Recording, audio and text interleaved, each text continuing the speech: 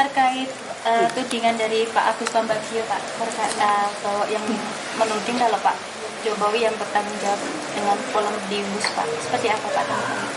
Gini, jadi kita harus tahu masalahnya dulu. Ya. Di Jakarta itu kemacetannya sudah parah. Ini sudah sejak 30 tahun, 40 tahun yang lalu, 20 tahun yang lalu. Dan Jabodetabek juga kemacetannya parah. Termasuk Bandung juga kemacetannya parah. Dari kemacetan itu, negara rugi secara hitung-hitungan, kalau di Jakarta saja kira-kira 65 triliun per tahun. Kalau Jabodetabek plus Bandung, kira-kira sudah di atas 100 triliun per tahun. Nah, untuk mengatasi itu, kemudian direncanakan dibangun yang namanya MRT, LRT, kereta cepat, dan sebelumnya lagi KRL, ada juga kereta bandara, agar masyarakat berpindah dari transportasi pribadi, mobil atau sepeda motor ke kereta cepat, MRT, LRT, kereta bandara, KRL, agar kerugian itu bisa terkurangi dengan baik. Dan prinsip dasar transportasi massal, transportasi umum itu adalah layanan publik. Ini kita juga harus ngerti, bukan mencari laba. Jadi, sekali lagi, transportasi massal, transportasi umum itu tidak diukur dari laba, tetapi adalah diukur dari keuntungan sosial. Social return on investment. Apa itu? Misalnya pengurangan emisi karbon,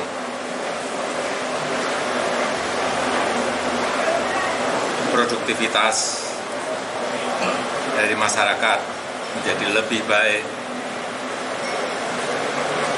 Kemudian apalagi polusi yang berkurang, waktu tempuh yang bisa lebih cepat.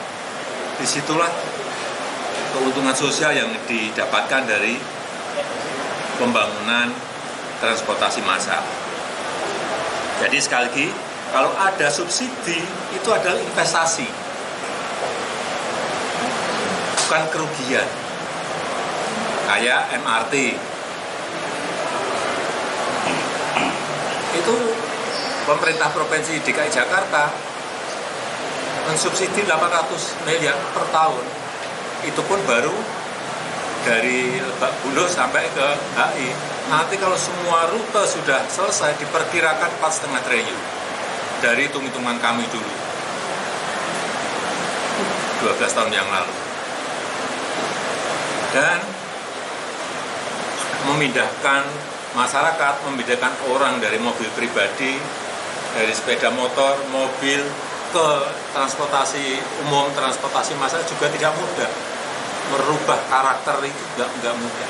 Tetapi yang kita lihat, MRT itu sukses mengangkut penumpang. Sejak diluncurkan itu sudah 171 juta penumpang. Kereta cepat sejak mulai meluncur sampai sekarang sudah mengangkut 12 juta orang dan yang lain-lainnya.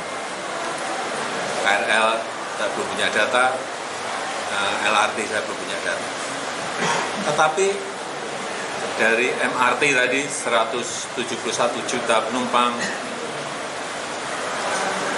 kemudian kereta cepat 12 juta penumpang, patut kita syukuri karena sudah ada pergerakan perpindahan dari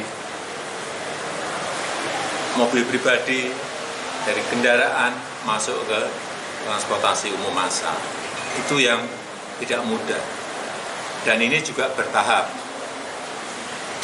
Tidak langsung orang berbondong-bondong ke transportasi massal yang kita miliki, tidak. Jadi sekali lagi kita juga harus berhitung multiplier efek ekonominya.